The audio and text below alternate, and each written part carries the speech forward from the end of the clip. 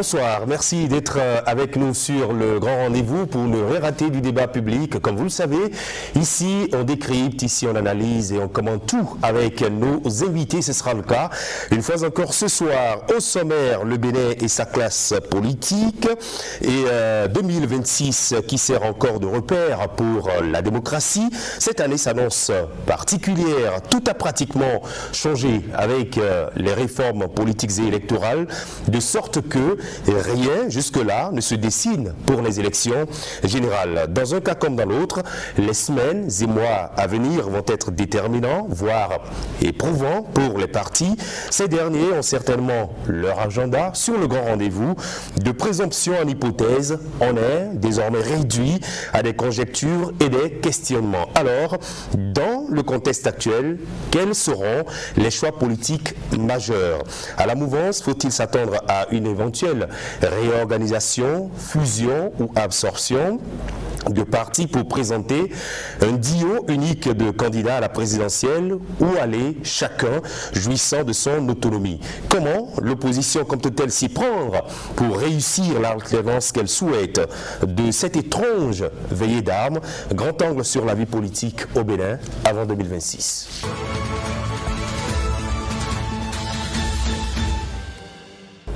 Bienvenue, si vous nous rejoignez. Dans un instant, les points de vue de nos analystes d'entrée. Vous aurez avec nous la livraison de l'éditorialiste sur la thématique du jour. Omar Salouf voit en 2026 une année électorale particulière avec ses calculs et ses incertitudes politiques. D'où viendra le déclic de la bataille électorale pour 2026 sur la question?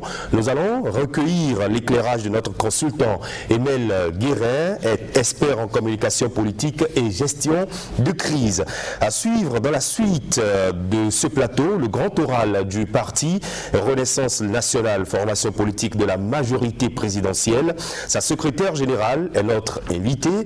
Nous verrons avec Madame Valérie Idossou si la mutation UDBN à RN est ce qu'il fallait pour relancer le parti sur la scène politique. Pratiquement un an après le congrès de décembre 2023, la RN qui s'est engagée sur une toute autre dynamique réussit-elle sa progression et de quelle manière? Restez avec nous pour tout savoir et tout comprendre du jeu politique de ce moment au Bénin.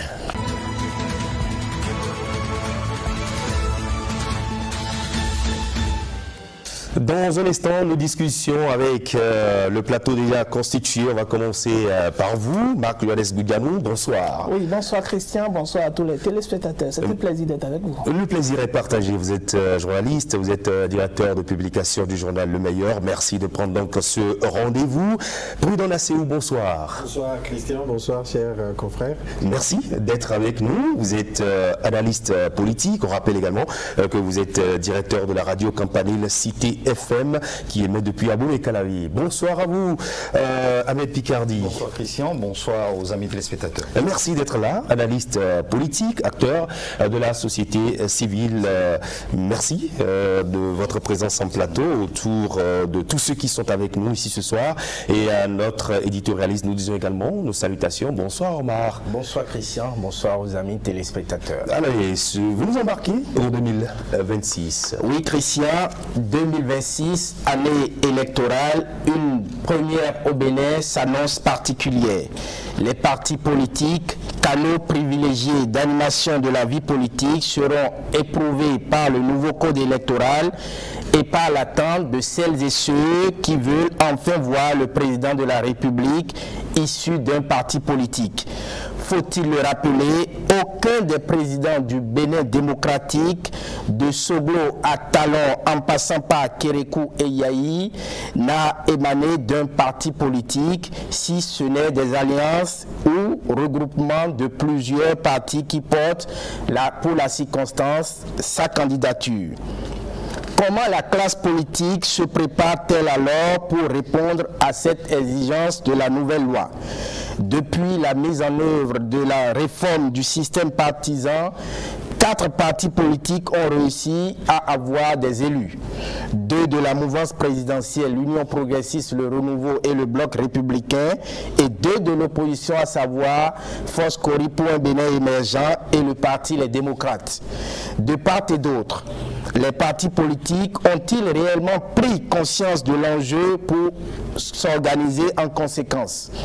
En initiant la réforme, le chef de l'État a voulu remettre les partis politiques au cœur de l'action publique à travers une autonomie de gestion existentielle, des prises d'initiative en fonction des aspirations des militants et surtout à travers des idéologies portées par des hommes et des femmes capables de conduire aux destinées de notre pays. Dans le contexte actuel, plusieurs formations politiques se réclament de la majorité présidentielle. Quel parti va-t-il absorber l'autre? Ou parlera-t-on plutôt, par exemple, de la fusion des 2 plus grands ensembles, l'UP le Renouveau et le Bloc républicain, pour présenter un duo unique de candidats à la présidentielle? S'il n'y a ni fusion ni absorption, chaque parti présentera son duo de candidats, encore qu'il n'y aura pas que la présidentielle en 2026. La cohésion au sein de la majorité présidentielle sera alors mise à mal au profit d'une opposition silencieuse qui peine elle aussi à s'unir. Comment cette opposition veut-elle s'y prendre pour ravir la vedette à Patrice Talon et à sa troupe? Le silence est-il devenu la meilleure stratégie des uns motivés par l'envie de continuité et des autres qui réclament l'alternance? Plein de questions suscitées justement par le mutisme surprenant de l'ensemble des acteurs politiques à moins d'1 an des hostilités. Patrice Talon a tout de même son agenda qu'il veut commencer à dérouler à 6 mois des élections. C'est peut-être le mot d'ordre du chef qu'attendent UP le Renouveau, BR et même FCBE, les démocrates et tous les autres. Alors, c'est peut-être le mot d'ordre du chef qu'attendent l'UP le Renouveau, BR et même FCBE, les démocrates, en tout cas toutes les formations politiques qui ont une existence légale en République du Bénin. Le débat est ouvert après donc cette lecture, cette opinion du chroniqueur. Oui, première réaction, la vôtre, Ahmed Picardy. 2026, ça a déjà commencé. 2026, ça a déjà commencé depuis quelques, je dirais, 4, 5, 6 mois. Nous l'avons déjà dit sur ce plateau, les hostilités commenceront beaucoup plus tôt que nous le pensons. Première chose, nous avons, je dirais, la classe politique qui, pendant presque 10 ans, excusez-moi du thème, a supporté, a encaissé, et qui a besoin maintenant de parler, de se vider. De se vider, de se lâcher. De se lâcher. Et cela ne va pas manquer. Écrivez-le quelque part. Nous avons 2026 où, contrairement à 2021, il y aura le retour des barons financiers de la politique. Disons-le. Il y aura aussi le retour de grandes, fortes têtes de la politique béninoise. Disons-le. Les acteurs politiques ne vont pas se taire éternellement. 2026 nous fait peur parce qu'aujourd'hui, et il a dit tout à l'heure, Omar, le mutisme, le silence lui-même est une peur. Mais 2026, qu'on le veut ou pas, une peur, ça peut être une... C'est aussi peut-être stratégique. Oui. C'est aussi peut-être stratégique. Mais nous disons ceci, voici des acteurs politiques, voici des partis politiques qui sont aussi bien de la mouvance que de l'opposition, qui comme s'ils s'appellent les soirs pour dire ne dites rien, malheureux. C'est assez surprenant. Et je sais l'intelligentsia de la classe politique. L'effet contagieux peut-être. Je sais l'intelligentsia. Puisque l'autre ne parle pas, moi si je ne parle pas, je reste dans le silence et j'observe. Et quand le Béninois ne parle pas politiquement, le Béninois est en stratégie politique. Nous allons en parler. D'accord, on y revient. Oui, première réaction. Oui, il faut dire que depuis 2016, nous avons assisté à une réforme, à des réformes électorales et institutionnelles qui ont bouleversé un peu la classe politique béninoise. Des réformes auxquelles la plupart des acteurs politiques n'étaient pas forcément préparés. Et donc cela a continué et a conduit à une crispation quand même de beaucoup d'acteurs politiques où aujourd'hui le jeu démocratique n'est plus perçu comme cela a été toujours vu par le passé, et que l'on a vu aussi la naissance du système partisan qui a également permis la fusion de certains partis et la dissolution également d'autres partis politiques.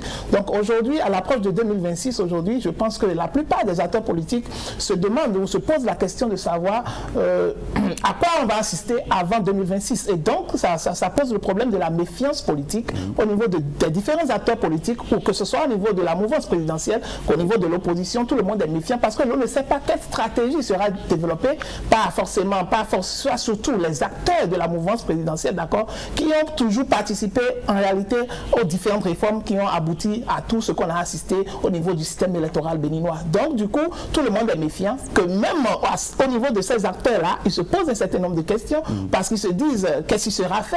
Est-ce que ça va nous permettre de toujours rester, de continuer toujours dans les affaires comme cela se doit, ou est-ce que cette réforme ne va pas aller faire sortir quand même quelqu'un que l'on ne connaît pas forcément, ou qui va surgir au niveau de la classe politique alors que nous étions toujours restés là auprès du chef de l'État? Et également au niveau de l'opposition, on se pose également la même question: quel candidat il nous faudra choisir, d'accord, pour pouvoir quand même résister véritablement peser dans la balance. Alors on a parlé de silence, on a parlé d'observation, ils ont parlé de méfiance également.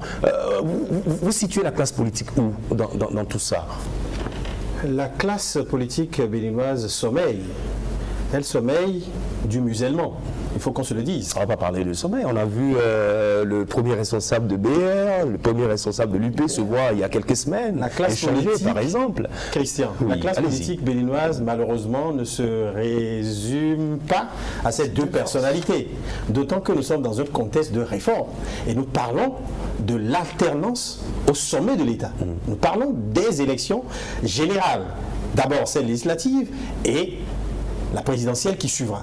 Et quand on dit élection présidentielle, ça engage la vie de la nation à travers une alternance démocratique. Et c'est justement à ce niveau que les vrais débats autour des personnalités fortes devront être impulsés au sein des partis politiques. Mais qu'est-ce que nous observons? Nous observons une verticalité de la gouvernance au sein des partis politiques. On est comme dans une entreprise où le patron met en œuvre approche de gestion à travers des ordres.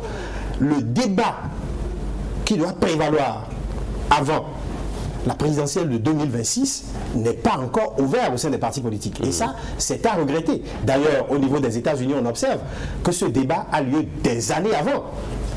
Chez nous, qu'est-ce qu'on observe? Dans un contexte de réforme du système partisan où on a des partis politiques forts, on aurait souhaité que la guerre des idées émerge au sein d'abord de ces formations politiques à l'interne, autour, non pas des partis politiques, mais autour des personnalités à l'interne, ceux qui sont prédestinés à assumer cette fonction publique à travers cette guerre d'idées sur les problématiques de gouvernance et de développement. Et ce débat, malheureusement, il n'a pas lieu. C'est d'ailleurs pour ça que je dis que les partis sommeillent. Alors, le débat n'a pas lieu, le débat aura certainement lieu, mais quand, on ne le sait pas. Mais vous le savez très bien, vous l'avez rappelé d'ailleurs dans votre chronique, quand vous nous rappelez que le chef de l'État a voulu remettre les partis au cœur de l'action politique à travers la réforme du système partisan. On a parlé d'autonomie de gestion, de prise d'initiative. La prise d'initiative, voilà le véritable problème. Pourquoi elle ne vient pas de l'un ou l'autre des partis politiques? Je crois que c'est le silence du chef de l'État. On va le dire, on a eu l'occasion de le dire par le passé, c'est le silence du chef de l'État qui dicte pratiquement la conduite à tenir à la classe politique. C'est comme si tout le monde attend le mot d'ordre pour pouvoir bouger. Ça, je trouve que c'est paradoxal par rapport à la réforme même du système partisan. Quand on parle de prise d'initiative, quand on parle de la gestion, de l'animation de la vie politique. Oui. Tout ça devrait concourir à renforcer la réforme du système partisan. Mais c'est le contraire qu'on observe.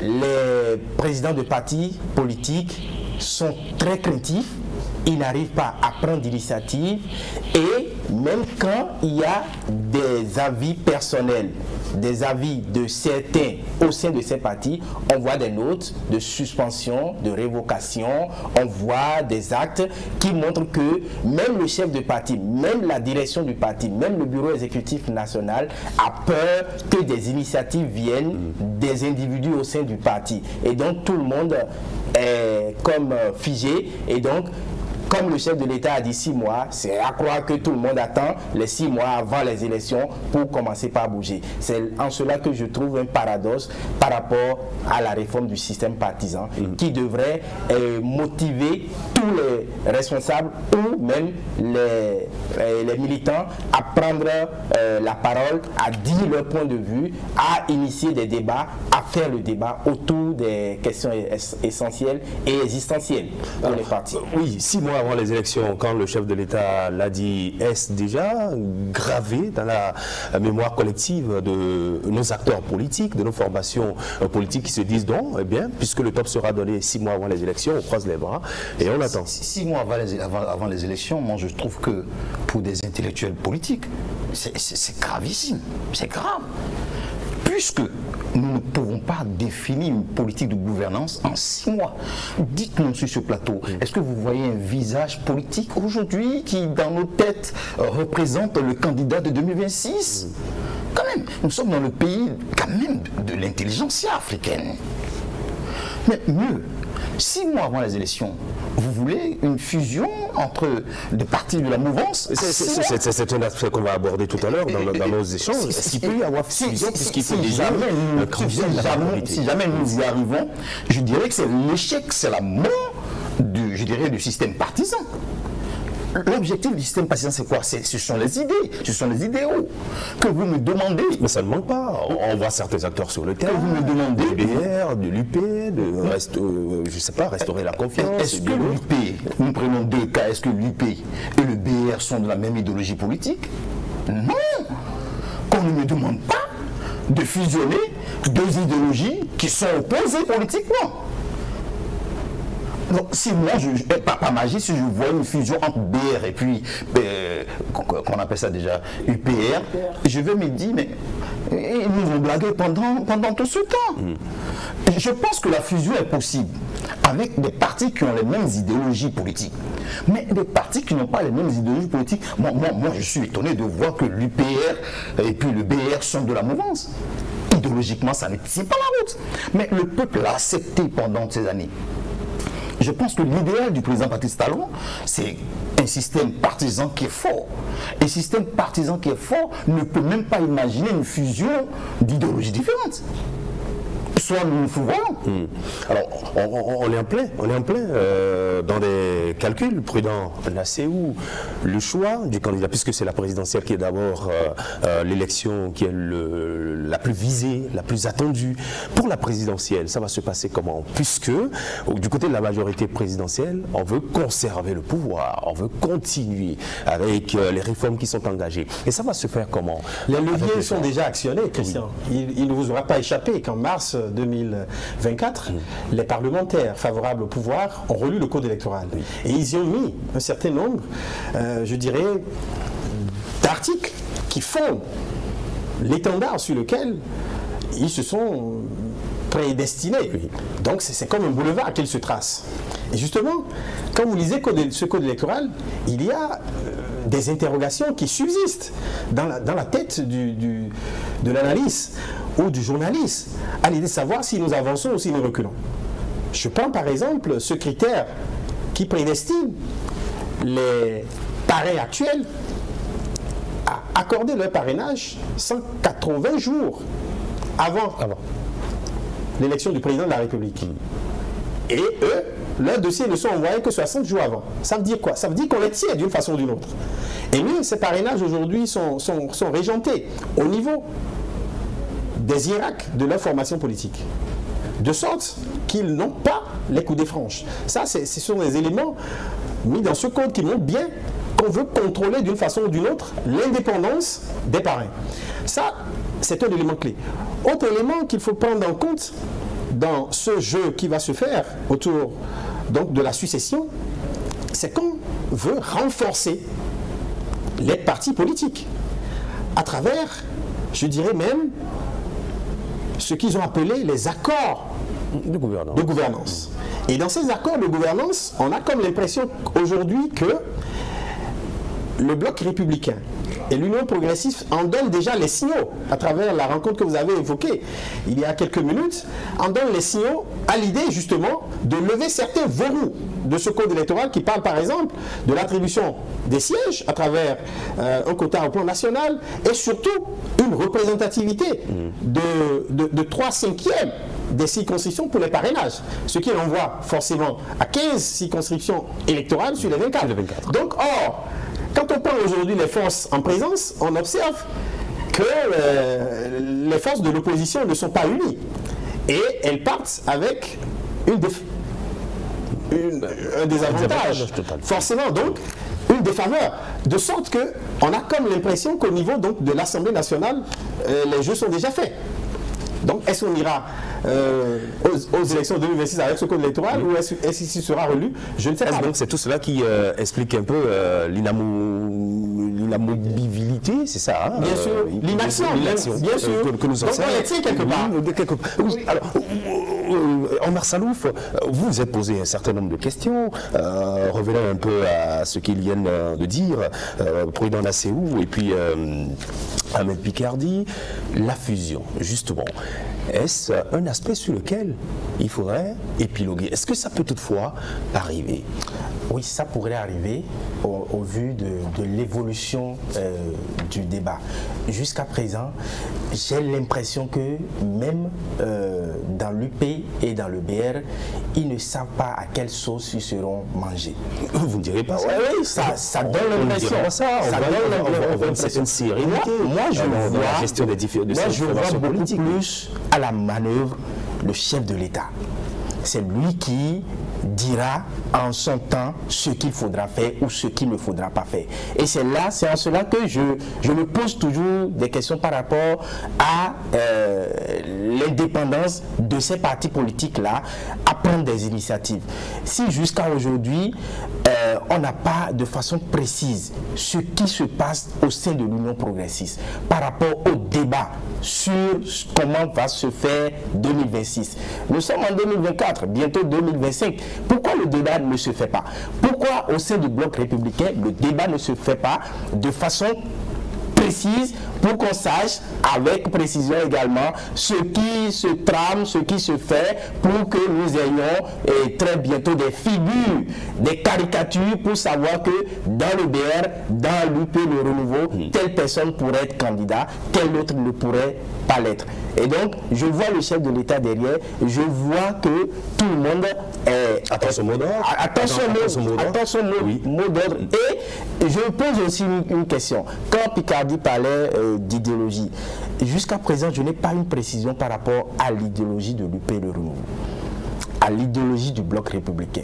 Je me demande si... Ce n'est pas que les deux formations politiques qui soutiennent l'action. Bon, il y a la Renaissance nationale qui fait des efforts, il faut le reconnaître, qui fait des efforts malgré le fait qu'elle n'a pas le financement public. Il y a Mouel Béner. Il y a Mouel Béner qu'on entend de moins en moins. Il y a d'autres partis politiques dont j'oublie les noms. Et ces partis politiques sont, en plus de n'avoir pas des élus, sont de plus en plus rares. Et ça donne l'impression que d'ici là, ils seront absorbés. Ils iront en fusion pour disparaître. Vous laissez la chose dans ce sens. La place. Fusion, absorption. Moi, je me dis que, vous savez, le silence qui est observé au niveau des acteurs politiques aujourd'hui n'est pas seulement un silence stratégique. Ce silence peut être observé dans le cas où, même au sein même de ces grands ensembles, il n'y a pas une entente entre les acteurs politiques dans ces grands ensembles-là. Parce que s'il n'y a pas entente et s'il n'y a pas cohésion, s'ils ne s'entendent pas de la même voie, par exemple, ça peut amener d'abord des problèmes internes au sein des partis politiques et qu'il faudra essayer de résoudre d'abord. Ce qui est sûr, on est tous d'accord qu'il y a des guerres de leadership qui se font au niveau de ces grands ensembles. Lorsqu'on prend l'UPR, par exemple, il y a des guerres de leadership qui se font. On prend le BR, c'est toujours le même problème qui se pose. Donc ça veut dire qu'il faut d'abord régler ces problèmes d'abord, avant de maintenant penser à l'après-nous. À l'après-nous, c'est quoi? C'est déjà essayer de pouvoir déterminer qui sont ceux qui feront le duo présidentiel pour 2026. Justement, la détermination du duo présidentiel. Justement, puisque c'est là la vraie question. Et ils savent également eux tous que c'est le chef d'État qui est à la manœuvre. C'est le patron de la manœuvre de tous ces grands ensembles. Et donc, c'est sa voix qui est beaucoup plus déterminante dans cette histoire. Et donc, malgré les tractations qui seront faites au niveau de ces grands ensembles aujourd'hui, ils savent que c'est la voix du chef de l'État qui va déterminer tout ce qui se fait alors. Donc, il y a cette crainte-là qui fait que même au niveau des actions que les uns et les autres doivent mener sur le terrain politique pour pouvoir essayer de consolider, en tout cas, son territoire, ils ont un peu peur de pouvoir le faire parce que est-ce que le chef de l'État ou peut-être un autre leader politique au sein de ces ensembles ne va pas prendre cela comme déjà un avant-garde à ce qu'il veut faire partie déjà du duo présidentiel. Donc, ça fait qu'il y a cette méfiance qui fait que beaucoup d'entre eux également ne veulent pas aller sur le terrain, ne veulent pas aller démontrer en réalité leur force, parce qu'on a même vu que, vous avez constaté qu'il y a même des ministres qui ont quitté le gouvernement en temps, parce qu'à un certain moment, il y avait des soupçons qui étaient, en tout cas avérés à quelque niveau que ce soit, que ceux-là aspiraient peut-être déjà à un remplacement de Patrice Talon en 2026. Alors que l'on sait que c'est lui-même qui doit déterminer celui qui doit le remplacer. Et donc, du côté de l'opposition également a un regard attentif. Parce que l'opposition veut forcément aussi réagir de la façon dont les autres vont pouvoir mettre en place leur stratégie. Et c'est ça ce qui est en train d'être observé de part et d'autre, parce que l'opposition va dire quelle est la stratégie qu'ils veulent mettre en place pour pouvoir quand même occuper beaucoup plus le terrain politique. Alors nous-mêmes, on va attendre pour voir ce qu'ils vont faire, ce qu'ils vont mettre en place afin de pouvoir réagir de façon stratégique. Et de la même façon, les autres également regardent l'opposition pour dire, ok, bon, si nous, en notre sein, on n'arrive pas à nous entendre, à pouvoir mettre, à nous entendre sur les minimums pour pouvoir déterminer avec le chef de l'État, celui qui, ou bien ceux qui vont pouvoir prendre le duo présidentiel pour 2026, alors attendons également pour voir quelle stratégie de l'autre côté. Il y a une question de méfiance également qui est des deux côtés. On s'observe. Excusez-moi, allez-y très rapidement. Est-ce que c'est au chef de l'État, l'individu du chef de l'État, de déterminer la personne du chef de l'État de déterminer celui qui va le remplacer? Normalement, non, mais on sait que c'est ce qui va se faire. Mais pourquoi? Mais la réforme du système partisan devrait avoir réglé ce problème et que le débat devrait se faire au sein des partis politiques, l'union entre les partis, ce qu'on appelle accord de gouvernance, une autre manière pour moi de parler d'alliance, l'accord de gouvernance, s'il doit avoir lieu, mais on sait que le système partisan a connu l'échec. Le système partisan a connu l'échec. On ne va pas conclure en disant que le système partisan a connu l'échec. Le système partisan avait des insuffisants. Je parlerai d'échec si c'est le chef de l'État qui doit déterminer lui-même celui qui va le remplacer. Je dirais que la réforme du système partisan a connu un échec. Et si celui qui est désigné était un militant d'un parti politique, devrait-on continuer de parler d'échec? La réforme elle-même veut que le prochain président issu d'une formation politique. Si cela rencontre l'assentiment de l'ensemble des membres du bureau, nous sommes au cœur d'un système partisan, on peut le dire, qui a obligé, entre griffes, des acteurs politiques qui ne s'entendent pas, qui ne se sont jamais entendus, à rester dans des blocs. Mais ils disaient quelque chose, ils y sont allés de leur propre gré. Bon gré, malgré.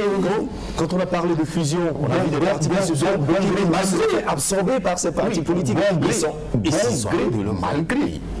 Nous savons ce que nous disons.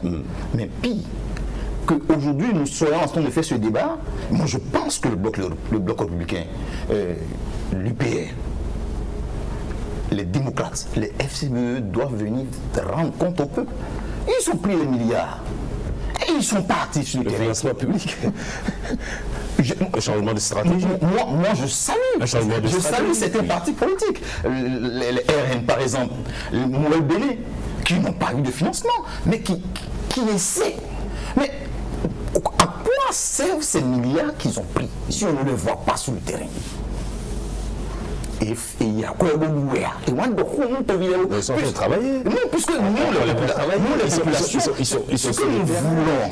ils ont fait des tournées, des explications et bien d'autres. Ils sont en contact de leur mandat. Peut-être que ce n'est pas vulgarisé, ce n'est pas rendu public par les médias et autres. Des partis politiques qui n'arrivent même pas à venir sur des plateaux pour défendre des intérêts. C'est vrai aussi que c'est la difficulté que nous avons quand on leur demande de venir. C'est de l'embrouille politique, c'est comme c'est. Il faut le dire. Oui. Nous voulons nos acteurs politiques. Moi, je ne suis ni de la mouvance ni de l'opposition. Mais j'aime quand la vie politique est animée. Quand on les écoute, quand on les entend. On les entend souvent quand il faut dire simplement que le chef de l'État a fait un bon voyage à l'étranger ou quand il faut dire que le chef de l'État a, je dirais, a fait une action positive. Ce qui est vrai. Parce qu'en termes de développement, le chef de l'État fait un bon travail. Mais pour vous, ce n'est pas le rôle des partis politiques, l'unique rôle. Les partis politiques ont besoin, je dirais, en fonction de leur position, de la problématique. Mais ce qui se passera en 2026, puisqu'ils l'ont abordé tout à l'heure, devra-t-on s'attendre à une fusion de certaines formations politiques, à l'absorption d'autres, dans tous les camps. Hein, quand je regarde le schéma politique, je regarde dans l'opposition les démocrates, peut-être avec FCBE de Humpé, si possible, si Humpé veut bien calmer le jeu au niveau opposition. Je me pose encore la question. Au niveau de la mouvance, c'est possible, puisque idéologiquement, il n'y a rien là-bas. On peut les mettre ensemble. Je répète mes mots. De façon idéologiquement politique, là-bas, on peut encore les mettre ensemble. Maintenant, c'est au niveau de l'opposition, je ne le vois pas en train. Comment ils vont faire? Vous pensez que le candidat Zanaï, et puis Yaïbouni, et puis Hondete vont se mettre ensemble? Mais politique, c'est possible. Politiquement, ça dépendra de l'idéal que les uns et les autres défendent. Moi, ce que je voudrais, ça peut arriver, ce que je voudrais pour 2026, c'est qu'on débloque le code électoral et que tous les partis politiques aient la possibilité de présenter des candidats. Alors, pour vous, la fusion, elle est possible dans l'un ou l'autre des camps? La fusion est politique. Elle est politiquement possible, mais idéologiquement, éthiquement, je ne la conçois pas. D'accord. Oui, président Nassirou. Sur cette matière de fusion ou d'absorption, je crois quand même qu'il faut contextualiser le débat. Oui.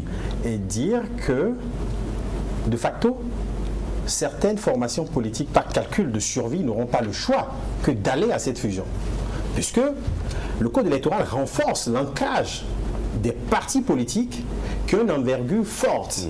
De sorte que les grandes formations politiques aujourd'hui de la mouvance émergent des rapports de force issus de ce code électoral. Et donc, les partis de la mouvance, considérable à prendre en compte.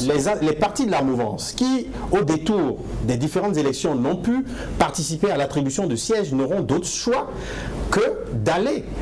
Le code électoral ne parle pas de fusion, mais d'aller peut-être en accord de gouvernance, éventuellement.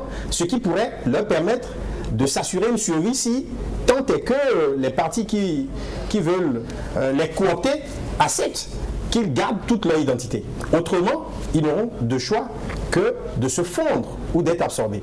Par contre, il n'y a que les grandes formations de l'opposition aujourd'hui, Union progressiste, le Renouveau et le Bloc républicain vont garder leur identité, de sorte à venir donner un fondement même juridique et technique à ce que le code électoral appelle accord de gouvernance pour la question donc de rétribution au niveau des sièges. Donc à partir de ce moment, cette question d'absorption, de fusion va se jouer sur ces tableaux, au point où chacun va agir sur la base des forces et des faiblesses en présence. Par contre, sur la question du duo, je pense que là aussi, les deux partis de l'opposition vont s'entendre, certainement, soit pour garder leur identité, ou carrément pour donner des responsables, un des candidats au duo. Sans compter que, si je comprends bien, nous allons vers le schéma de 2021. C'est-à-dire que nous aurons les candidats qui n'est pas véritablement issus d'un parti politique. Justement, le candidat peut venir d'un parti politique. Mais dites-moi, c'est le président de la République qui vient de quel parti politique? Il a été porté par les partis politiques. Oui, il a été porté par les partis politiques. Donc, stratégiquement, politiquement, c'était le logo soleil. le logo soleil est le symbole de quel parti politique? Non, c'est différent. Le contexte est désormais différent. Oui, je pense que... Je dis ceci. Qu'est-ce qui s'est passé entre UDBN et l'autre parti politique BR? Et puis le divorce a été fait. C'est le non-respect des engagements. Vous comprenez ce que je dis? C'est-à-dire que si déjà au début, des grands partis politiques comme l'UDBN et puis le Bloc républicain ont pu s'entendre sur des valeurs politiques, et puis un coup, boum, ça veut dire que même au sein de la mouvance, on aura un débat. Oui, pour moi, c'est vous. Attendez, vous irez au bout de votre développement, puisque vous étiez en train de nous parler un peu de l'élection présidentielle. Justement, j'entrevois deux possibilités pour la formation des duos. La première possibilité, c'est que les partis gardent leur identité, leur indépendance et ouvrent des primaires à l'interne, ce qui serait bien pour, je dirais, le fonctionnement démocratique. Le jeu démocratique au sein des partis politiques veut que, pour la présidentielle, il y ait des consultations à l'interne à travers des primaires, de sorte à ce que les candidatures qui émergeront puissent être légitimes et consensuelles.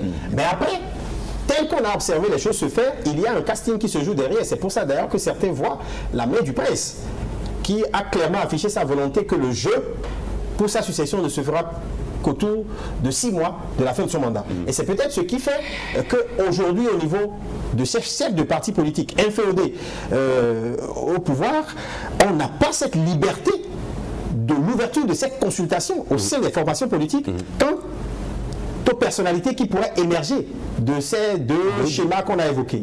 Donc, de toute façon, ça va se jouer soit sur ce critère de cooptation du fait de la volonté du prince, et de l'autre côté, sur une ouverture des jeux à l'interne à travers un profil type, où on ouvre une liste de primaires pour que les gens candidatent, et ça va se faire par élimination. Alors justement, puisque nous avons plusieurs formations politiques qui s'inscrivent dans la continuité, en tout cas jusque-là, ça va se faire comment? Puisque, je l'avais rappelé tantôt, on veut conserver le pouvoir. Et quand on veut conserver le pouvoir, la désignation, le choix du successeur se fera comment? Dans quelle formation politique? Est-ce que, puisque nous sommes dans un système de duo présidentiel, le duo sera issu d'une seule formation politique, où il y aura une certaine composition de la classe politique au niveau de la majorité présidentielle pour nous sortir le duo présidentiel, d'où la question de la fusion à l'arrivée? Je pense que sur cet aspect du duo, il y a une possibilité qui pourrait s'offrir aux partis de la mouvance. C'est-à-dire, puisque il revient déjà aux responsables des deux partis les plus forts, UP Le Renouveau et BR, de s'entendre sur un principe. L'UP Le Renouveau a plus d'élus que le Bloc républicain. Et donc, nous, en tant que UP, je le dis comme ça, nous présentons le président de la République, et le vice-président pourrait venir du Bloc républicain, si tant est que nous voulons aller par une alliance de gouvernance. Oui. Et les autres formations politiques de la majorité, ils vont suivre la dynamique. Les autres formations, il y aura quand même des personnes incapables.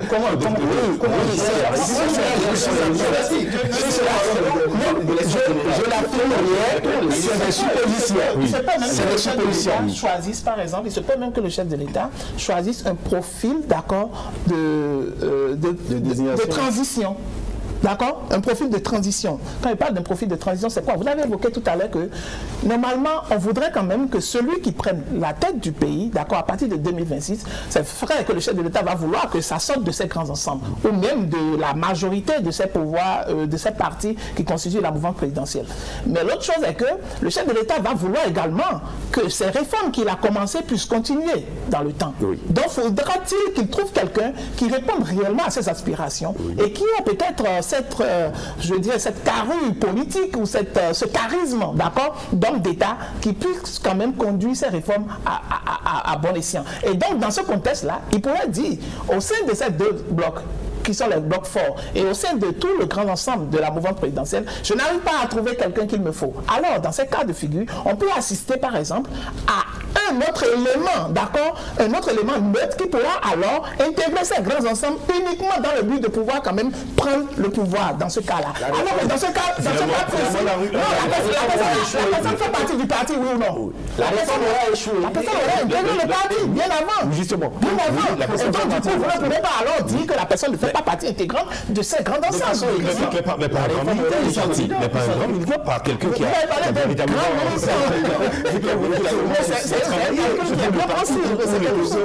Aujourd'hui, la confiance entre les populations et les partis politiques est en crise. Moi, je ne m'étonnerais pas de voir. Je ne m'étonnerais pas de voir. Où se trouve la crise? Il n'y a pas de crise. Non, quand les partis politiques, je parle de confiance entre les populations et les militants. Très bien.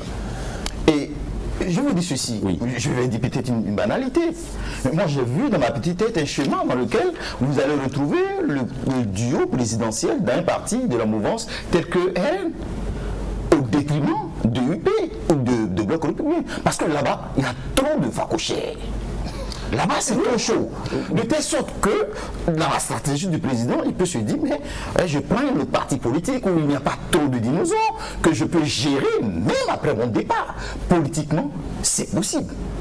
Puisque gérer l'UP, gérer le Bloc républicain, après le départ, sera compliqué. Ils vont commencer de tout le bon à sortir des choses, on a vu dans ce pays des gens disent il y a Ibouni, après nous c'est toi, et après ils sont revenus encore sur le parole. Et donc ça veut dire ceci, dans la tête du président de la République, il peut se dire mais j'ai près de 4 partis politiques de la mouvance. J'ai 2 grands partis politiques qui sont constitués de trop grands dinosaures. En tout cas, les grands acteurs politiques. Voilà, pour déjouer le plan, je prends un autre parti politique qui n'a pas trop de grands acteurs politiques, et puis je positionne, et puis ça passe. C'est pas évident. C'est pas évident dans la mesure où il y a la question du parrainage qui vient codifier un peu les choses. Et tout le monde, tous les prétendants ne seront pas éligibles. Il y a la question d'abord de la légitimité qui doit partir, comme ils l'ont dit, des grandes formations politiques. Après, il y a que les acteurs eux-mêmes n'auront pas le choix. Les acteurs n'auront pas le choix, puisque ce choix, cette désignation se fera 6 mois avant. Donc 6 mois avant le scrutin présidentiel, on va déjà connaître le duo présidentiel. Oui. Et si la question du duo est tranchée... Vu que 6 mois avant, nous avons les élections, les positionnements, bien sûr, les 2 élections intermédiaires. Et nous avons... Non, en fait c'est comme ça. Il a encore la possibilité de manœuvrer. Justement, si on désigne les candidats, le duo présidentiel, 6 mois avant les élections présidentielles, les parrains actuels n'auront pas connu leur positionnement. Donc sont obligés de parler. Non, ils ne pourront pas parler puisqu'ils ont déjà donné le parrainage. Ils ont déjà donné le parrainage. Ils ont déjà parrainé. Oui. C'est ça le problème. Ils ont déjà parrainé le duo présidentiel. Justement. Et leur sortie de leur soumission. C'est ça le problème. Leur sortie, les garanties, c'est de positionner sur les différentes. Les garanties, c'est l'allégeance au parti politique. C'est d'être discipliné. C'est ça le vrai débat. Puisque leur candidature n'intervient qu'à 6 mois, c'est 60 jours. Leur candidature n'intervient à 2 mois. Oui. En fait, c'est ça le problème.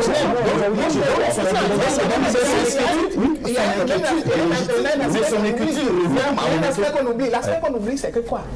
Vous savez, c'est la majorité présidentielle, d'accord, qui a pu avoir un certain nombre de députés qui sont majoritaires à l'Assemblée nationale. Oui. Et donc, je vous dis, jusqu'avant 2026, il y a encore beaucoup de jours.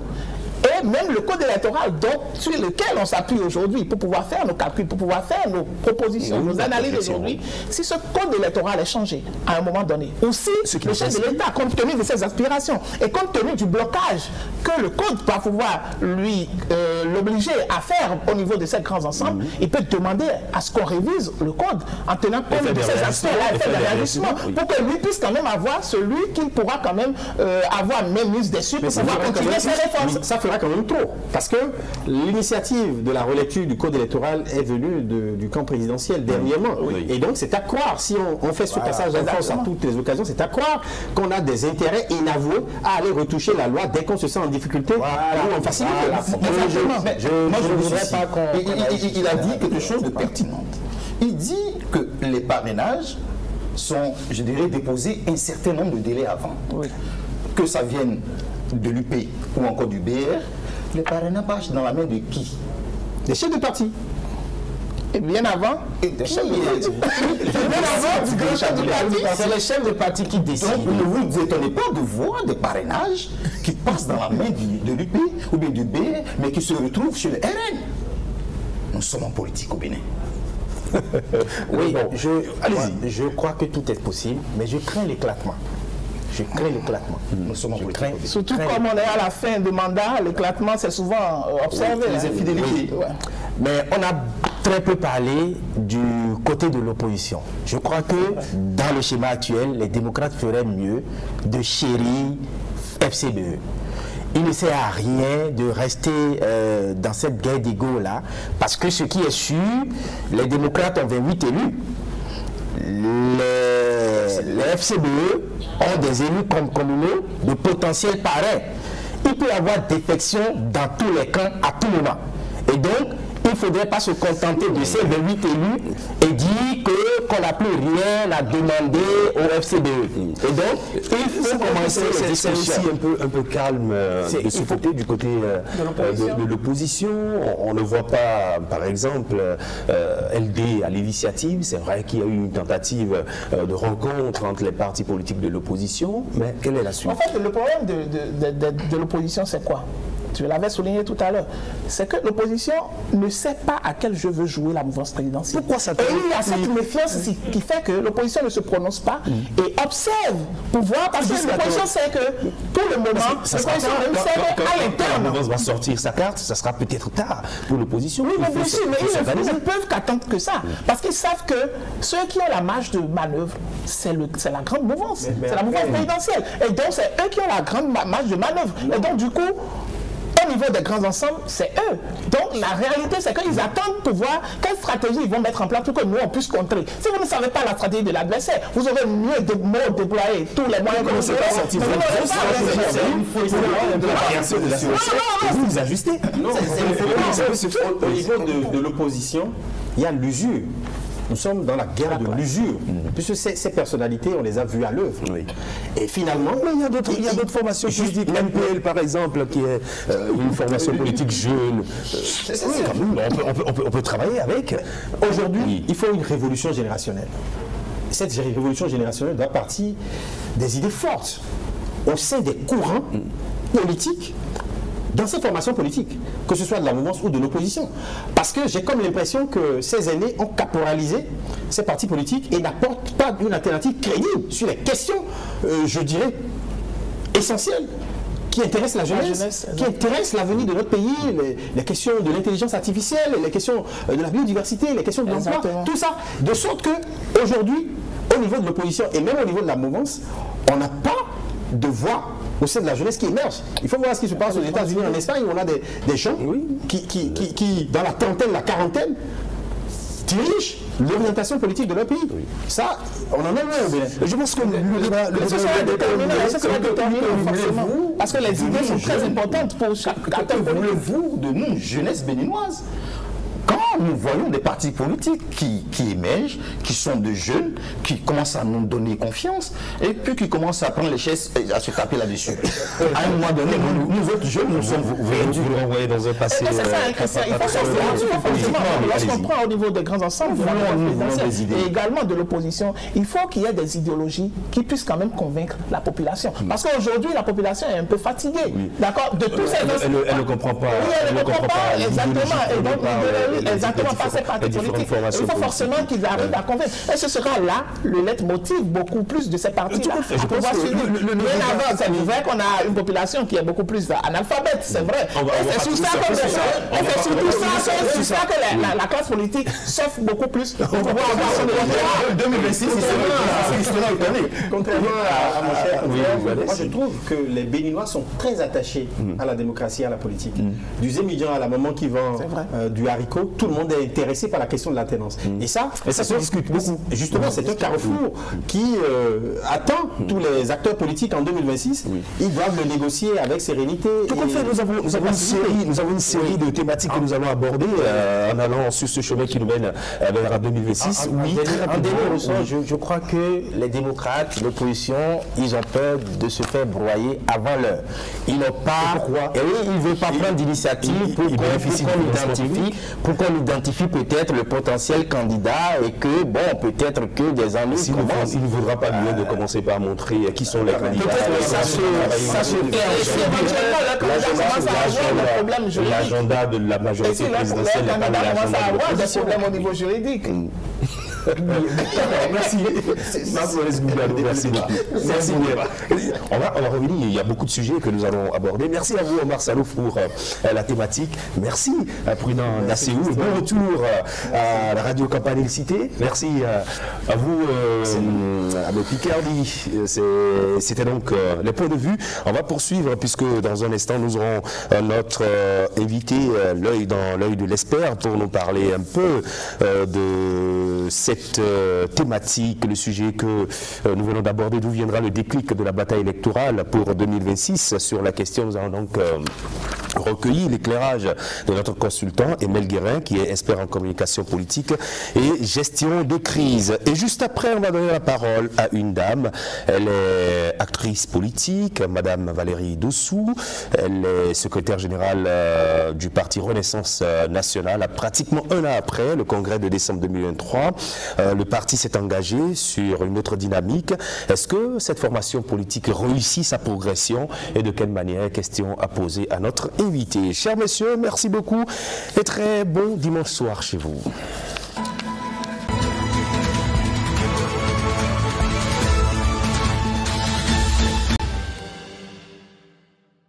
Étrange, pas forcément, lorsqu'on sait qu'après la réforme du système partisan, le climat politique au Bénin est devenu ondoyant et même toxique depuis 2019.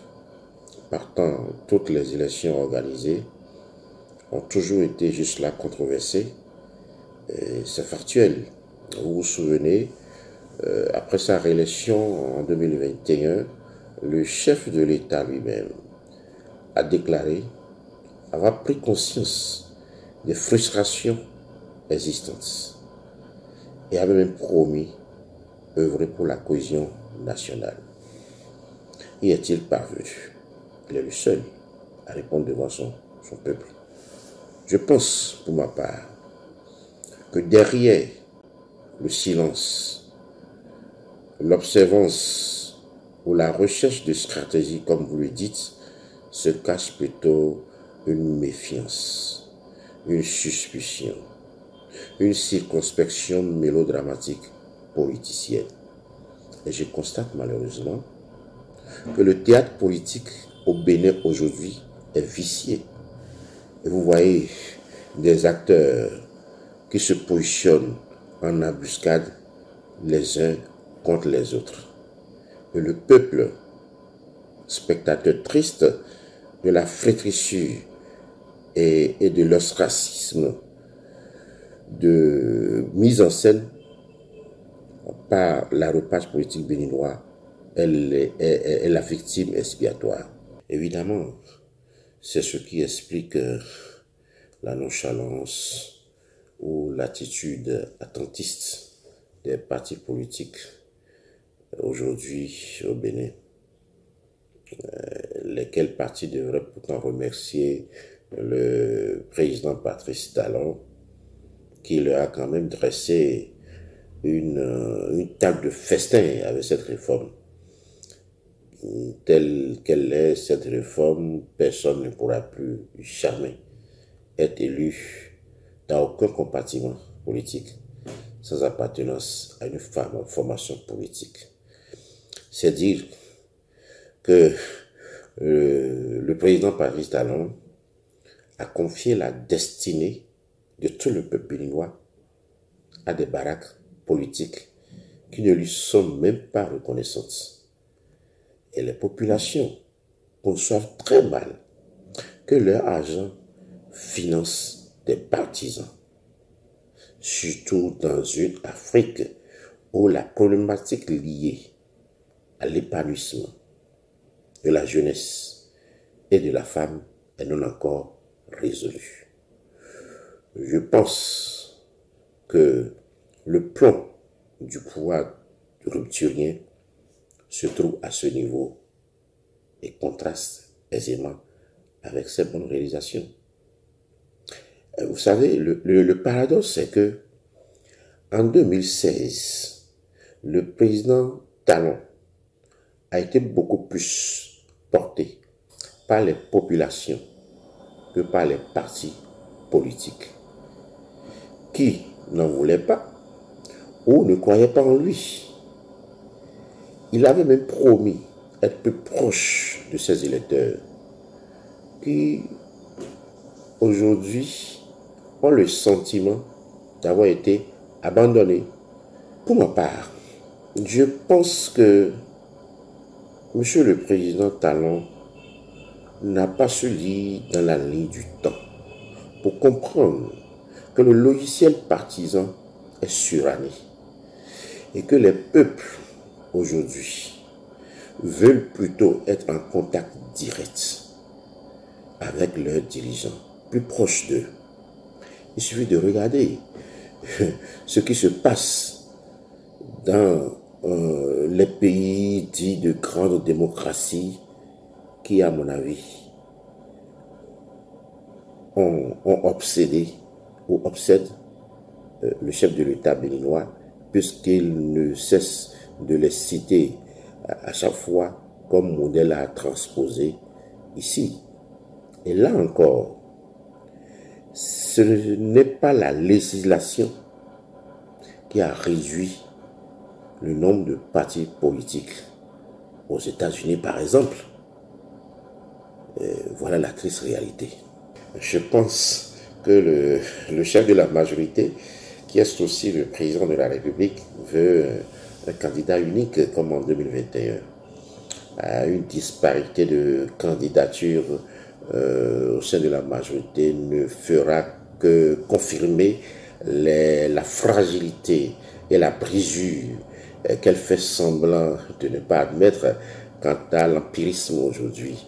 Lorsqu'on jette un regard par-dessus bord de la maison politique du chef de l'État, on y voit pousser des intrigues successorales inhérentes à toute fin de règne. En tout cas, personnellement, je remarque de l'atermoiement ou peut-être une procrastination fataliste. Il y a une absence de pragmatisme philosophique et politique.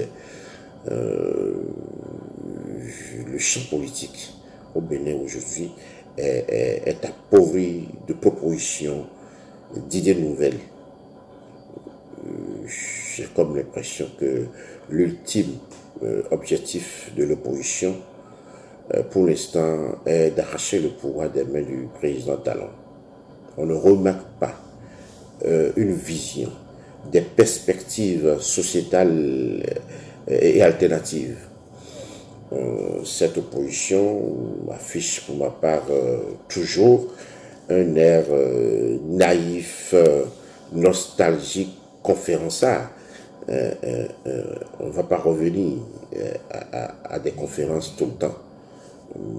Les populations aujourd'hui sont aguerries où l'expression démocratique, sociopolitique et la connaissance virtuelle sont libérées par les réseaux sociaux. Donc, si cette opposition veut le pouvoir, elle devra se réinventer et prendre la mesure des choses. Le président Talon a mis la barre très haute et donc il faudra essayer d'en prendre conscience et de tenir compte du niveau auquel la politique aujourd'hui au Bénin devrait se faire pour l'instant. Manifestement que le président Talon est le metteur en scène, le métronome de l'opéra politique béninois. Depuis une vingtaine d'années, il tient en laisse tous les roupages politiciens. Il connaît bien ses boutiquiers. Toutefois, l'actualité politique et sécuritaire arbore qu'il a du pain sur la planche. Je vous remercie.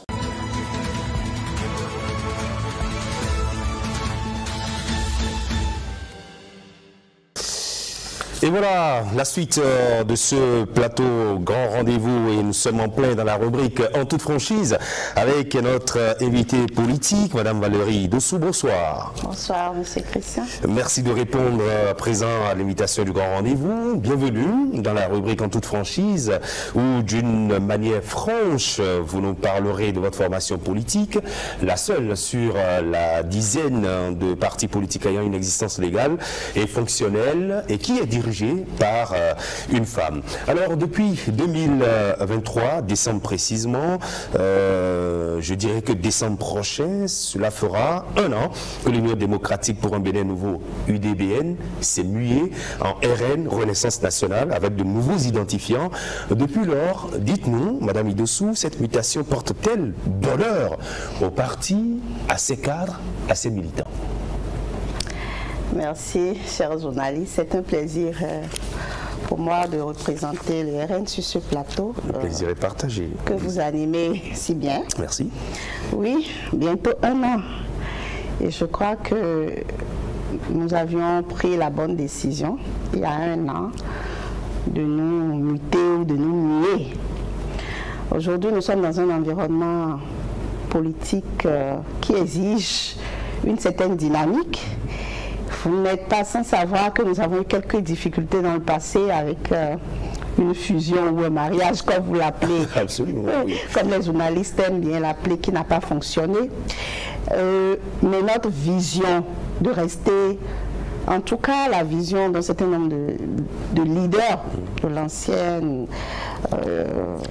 l'ancien parti UDBN, de rester sur l'échiquier national, nous a permis d'opérer ce changement stratégique, et qui a permis aussi à notre présidente de refaire surface, parce qu'à un moment donné, elle était dans une fonction administrative qu'il a esquissé un tout petit peu.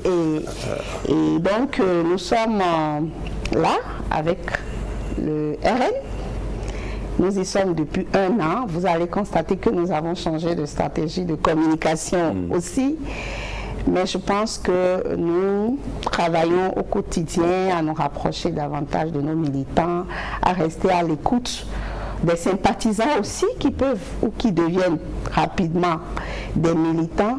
Nous travaillons également à consolider nos représentations régionales. Même s'il y a quelques difficultés au niveau national, tout se passe très bien. Mais pour les représentations régionales, au quotidien, nous travaillons pour couvrir toute l'étendue du territoire et faire du bon travail pour les élections qui vont venir en 2026. Alors, il y a beaucoup d'aspects que nous allons aborder avec vous. Oui, un changement d'identifiant pour un changement total de manière de faire, de conquête, pour beaucoup plus d'impact sur le chantier politique.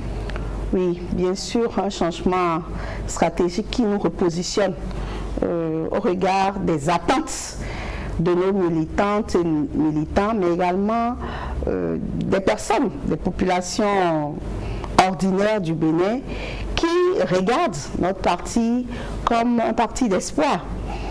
Aussi un parti qui permet de voir aussi une femme dirigée. Ça aussi, c'est quelque chose dont on ne parle pas souvent. Mais imaginez qu'il n'y ait pas au Bénin un parti dirigé par une femme.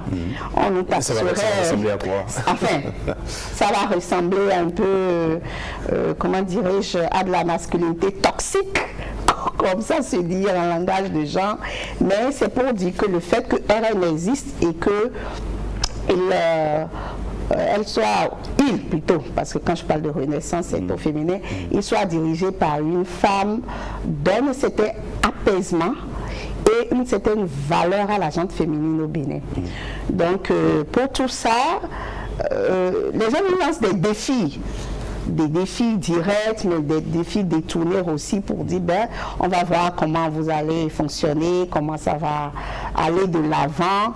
Mais puisque nous sommes avec des leaders qui ont une vision à long terme, une vision basée sur une idéologie social-libéraliste, pour nous, il faut se développer en transformant les structures économiques, en produisant de la richesse, mais surtout faire en sorte que cette richesse soit mieux distribuée, soit mieux gérée d'abord, soit mieux distribuée et soit distribuée à toutes les personnes qui se réclamaient des citoyens du Bénin, même si elles n'ont pas mis la main à la pâte, parce qu'on pourrait avoir des personnes qui sont incapables de travailler, comme des personnes malades.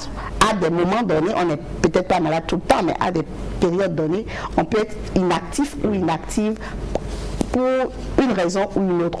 Donc voilà ce que nous pensons. Donc vous jouez votre partition actuellement. Alors quelle est aujourd'hui l'organisation interne de votre formation politique, Renaissance nationale, pour faire accepter son idéologie? Vous l'avez d'ailleurs appelé tout à l'heure, vous avez parlé de social-libéral avec un ancrage, je dirais, un tout petit peu nationaliste ou beaucoup nationaliste.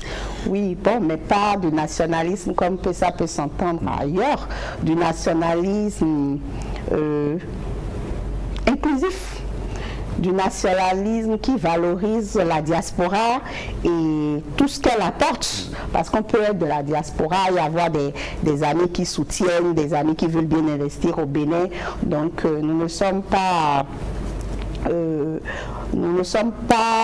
dans une vision qui exclut des personnes qui ne sont pas béninoises, par exemple, comme on peut l'entendre sur d'autres registres de nationalisme. À l'interne, nous avons un bureau national, un bureau politique national. Nous avons une administration. Et nous avons aussi, surtout, et c'est ce qui n'existait pas dans le passé, nous avons des commissions, des comités qui sont réactifs sur telle ou telle situation, des comités qui restent préparés et prêts à produire de la réflexion ou à produire des actions ou à aller sur le terrain lorsque nous leur demandons de le faire.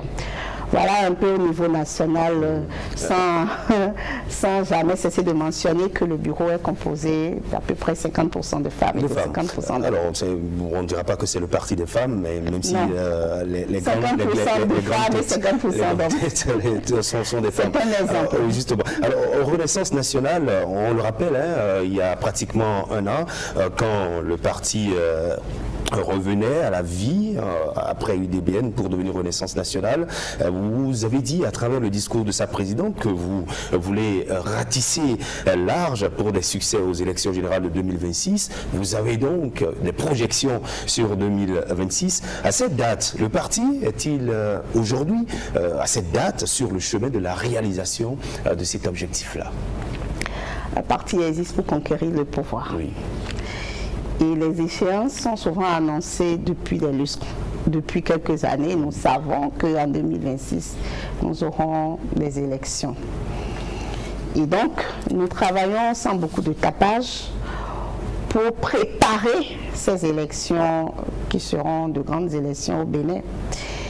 Et nous travaillons surtout à remobiliser nos militants, parce que quoi qu'on dise, les événements que nous avons vécus en faire en sorte que nous avons perdu des personnes quelquefois sur lesquelles nous comptions. Et aussi, quand ça se passe comme ça, les militants qui n'ont pas des informations vraies sont parfois un peu dubitatifs. Est-ce qu'ils doivent continuer le chemin? Dans quoi? Dans quel type de parti ils sont? Qu'il y a beaucoup d'offres. Voilà, donc vraiment c'est ce travail que nous faisons suffisamment sur le terrain, mais comme je vous l'ai dit, nous avons changé de stratégie. Avant, quand nous faisions quelque chose, les minutes qui suivent, tout le monde sait que nous travaillons sur le terrain, mais actuellement, nous Ça vous a desservi? Je crois que toute analyse faite, c'est pas que maintenant nous ne disons plus rien, mais nous avons opté à des moments donnés de faire, et puis vous allez remarquer que dans l'environnement politique actuel aussi, chacun joue un peu à de la stratégie pour que personne ne mette à découvert totalement ce qui se fait. Le travail qu'il fait. Alors, je vous renvoie au dernier rapport de la Sénat sur le fonctionnement existentiel des partis en 2023, avant que l'UDBN ne devienne RN. Le rapport indique que votre formation politique en son temps n'avait pas de siège dans tous les départements. Qu'a fait RN des constats relevés? Merci, monsieur le journaliste. Nous sommes de la mouvance présidentielle. Nous sommes pour les réformes structurelles qui améliorent la gestion de l'État béninois.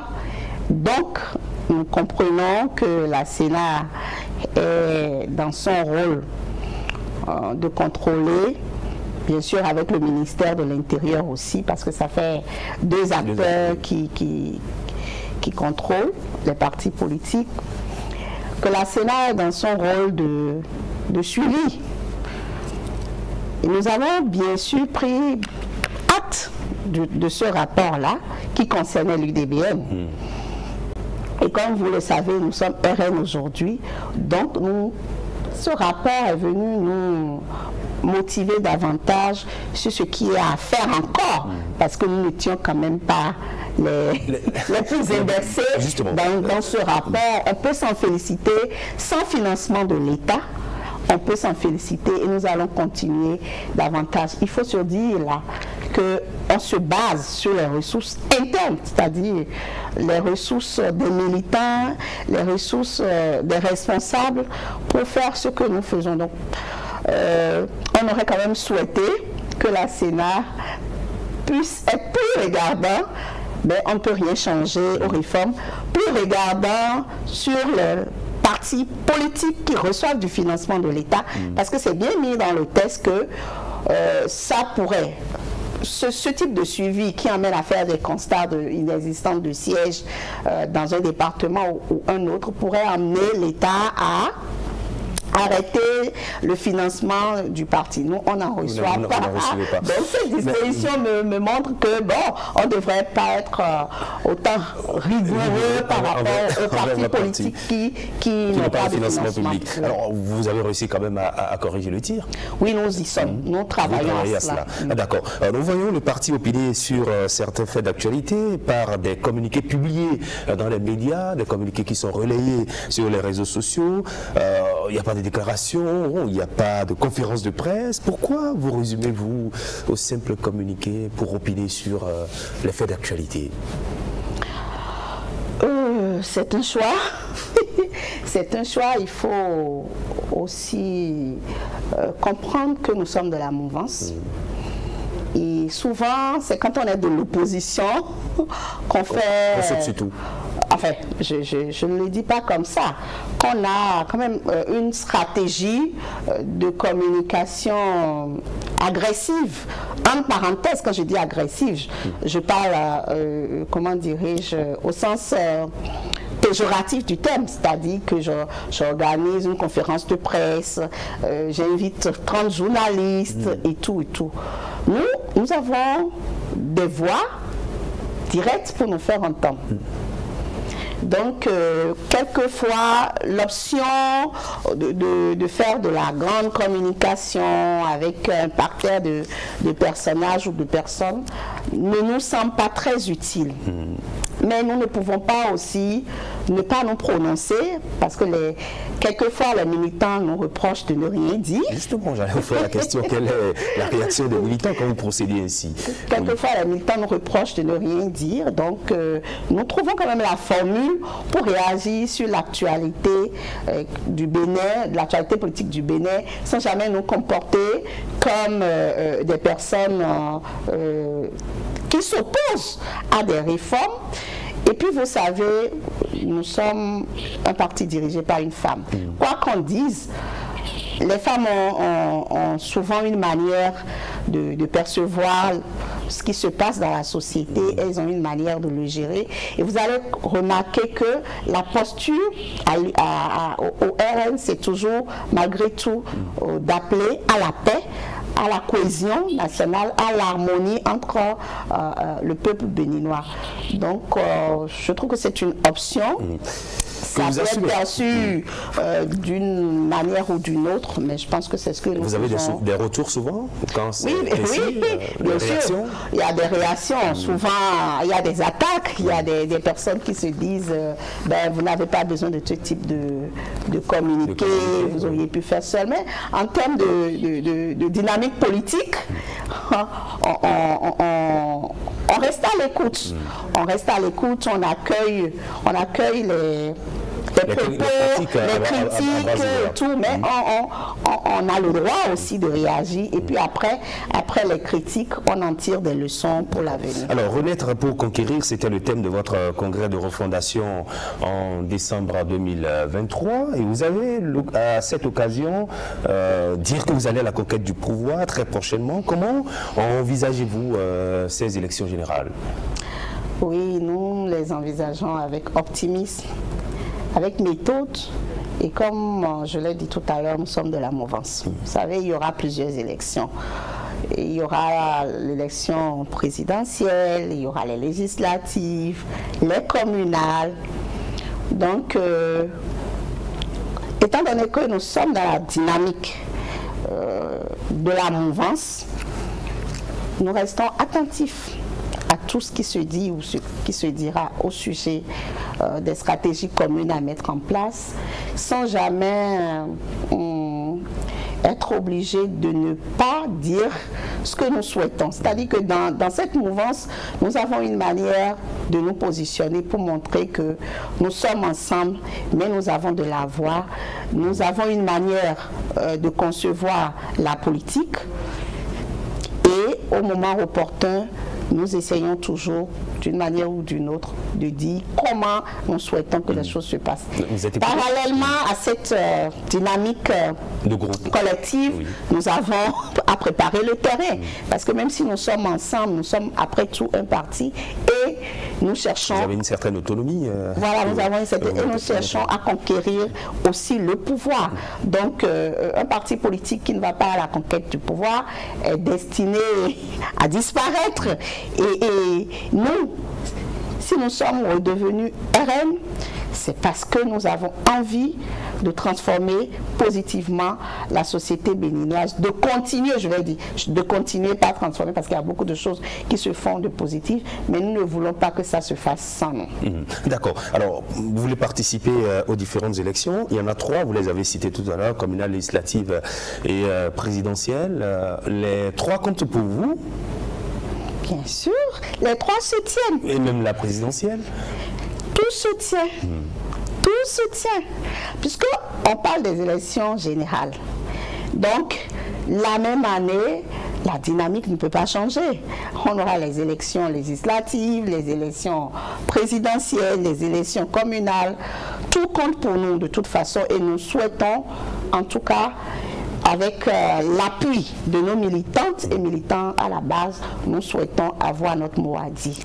Quelles sont les armes que vous avez pour réussir ce passage? Notre première arme, c'est que nous sommes de la mouvance. Ça, c'est quelque chose d'important. Nous sommes de la mouvance, donc nous sommes dans une dynamique avec des personnes qui veulent toujours conquérir du pouvoir. Ça, c'est quelque chose d'important. Et puis nous travaillerons à dire ce que ces mouvances doivent faire ou améliorer pour faciliter cette ascension ou cet accès à ce pouvoir ou à ces pouvoirs qui seront bien définis en 2026. Vous êtes de la mouvance de la majorité présidentielle et très attaché également à votre indépendance. Alors, on évoquait avec nos analystes du premier plateau la probabilité de fusion ou d'absorption, de mise ensemble pour affronter ces élections à venir. RN se voit-elle dans ce schéma si ça se présentait à elle? Oui, ce soupir. Je soupire parce que pour nous, ça s'entend. dans la mesure où nous avons choisi d'être dans un groupe. Nous sommes de la mouvance. En tout cas, nous nous considérons de la mouvance et je sais que le chef de l'État aussi nous considère comme être de la mouvance. Alors, étant donné que nous sommes de la mouvance, je crois que nous nous inscriverons dans la dynamique qui va s'instaurer au moment opportun. Vous avez tenté l'aventure avec le BR, mais ça n'a pas duré. Si on vous demandait de refaire cette aventure, si ça venait du chef de l'État, vous allez refaire cela avec l'expérience, je dirais, malheureuse que vous avez connue. Bon, si ça vient du chef de l'État, vous travailleriez à obtenir certaines garanties. Exactement. Et puis, si ça vient du chef de l'État, je le répète encore, c'est qu'il y a beaucoup de garde-fous qu'on pourrait prendre. Peut-être que ce que nous avons fait dans le passé, nous ne l'avons peut-être pas suffisamment impliqué ou qui n'avait pas été suffisamment impliqué. Donc nous avons avancé, nous avons fait beaucoup de pas sans peut-être prendre des garde-fous et nous nous sommes rendus compte que c'était un peu compliqué, mais jamais nous n'avons dit que nous étions en dehors de la mouvance, donc la dynamique continue. C'est ça aussi un groupe, parfois on fait des sacrifices, mais quand il y a des choses qu'on ne peut pas sacrifier, on dit également c'est compliqué pour nous et puis bon, on n'est pas méchants, on est toujours frères, mais on se visite moins, n'est-ce pas que ça arrive de temps en temps? Le jeu politique, il est très complexe. En tout cas, la présidente de cette formation politique est vous et tous les militants. Vous en savez quelque chose. Alors, quelle est la place que vous comptez prendre à partir de cet instant jusqu'en 2026? On vous verra beaucoup plus désormais au devant de la scène ou bien vous allez toujours dans la dynamique de groupe observer ce que font les autres avant d'agir? Nous n'observons pas. Nous n'observons pas. Je disais tantôt que s'il y a une dynamique de groupe, on s'installe dans cette dynamique. Mais vous avez dû constater aussi que malgré cette dynamique, nous avons notre façon de voir les choses, que nous avons quelquefois parlé en dehors de cette dynamique pour dire oui, il y a la dynamique, mais voilà comment nous voyons tel et tel aspect d'une question donnée. Donc nous allons continuer cette dynamique-là, qui est une dynamique de transparence. Quand vous êtes dans un groupe, c'est vrai, vous avez un modus vivendi ensemble, mais ça ne nie pas vos intelligences individuelles. Et d'ailleurs, ce sont les intelligences individuelles qui font après une intelligence collective. Donc nous sommes là dans la dynamique, mais tant que cela va se faire sentir, nous allons apporter nos idées spécifiques, qui sont des idées de gestion transparente, de gestion continue transparente, de transformation économique, qui profitent à tout le peuple béninois, quelle que soit leur situation. D'accord. La dernière question que j'ai à vous faire, on va parler de la session budgétaire qui est ouverte. Certes, votre formation politique n'a pas d'élus, de députés à l'Assemblée nationale, mais le parti est quand même de la majorité présidentielle. Quelles sont vos attentes? Vous qui êtes orienté vers les femmes, les jeunes et beaucoup. Oui. Quand il y a une session budgétaire, les regards sont tournés vers l'année qui va commencer. Mais aussi, les regards sont tournés vers ce qu'on a vécu pendant l'année en cours. Et quelquefois, nous avons des retours de difficultés d'ordre économique, d'ordre financier, par rapport à certains militants, etc. Et donc, en nous basant sur ces retours, nous, à RN, nous souhaitons qu'au niveau de l'Assemblée nationale, le budget de l'État, l'exercice 2025, soit véritablement marqué de genre et marqué de protection des enfants. Ces deux choses nous préoccupent parce que quand le budget n'est pas suffisamment marqué, quand je parle de marqueur genre, c'est de dire les rubriques du budget tiennent compte des femmes, des hommes, des enfants garçons et des enfants filles. En se posant ces questions, on peut aider les députés à faire, comment dirais-je, une bonne analyse. Une bonne analyse et des observations au budget que le gouvernement pourrait prendre en compte. Et quand je parle de marqueur protection aussi, c'est la protection des enfants et la protection des personnes âgées. Je crois qu'au cours de cette année, nous avons vu beaucoup d'enfants de la rue. Le gouvernement a rapidement réagi pour que les enfants qui se trouvent sur des espaces dans la rue puissent être récupérés. On a construit de nouveaux centres, mais il faut travailler aussi qu'à l'intérieur des familles, d'autres enfants n'aient pas besoin de revenir dans la rue. Et il faut travailler également pour que les personnes âgées qui sont avec nous aient accès total aux soins de santé primaires. Avec le système H, il faut l'éprouver davantage. Nous sommes dans les dernières années de gouvernance. Il faut éprouver davantage le projet H, surtout au bénéfice des personnes âgées. Voilà un peu vos attentes, vos propositions, surtout vos attentes. Voilà. C'était la voix d'une femme sur le grand rendez-vous, la rubrique En toute franchise qui prend ainsi fait. Merci à vous, Madame Valérie Dossou. Je rappelle aux téléspectateurs que vous êtes la secrétaire générale du parti Renaissance Nationale. Merci de votre présence sur le grand rendez-vous. Et c'est terminé pour ce numéro. Retrouvez ce programme en replay sur nos différents canaux digitaux. Portez-vous bien et bon dimanche soir.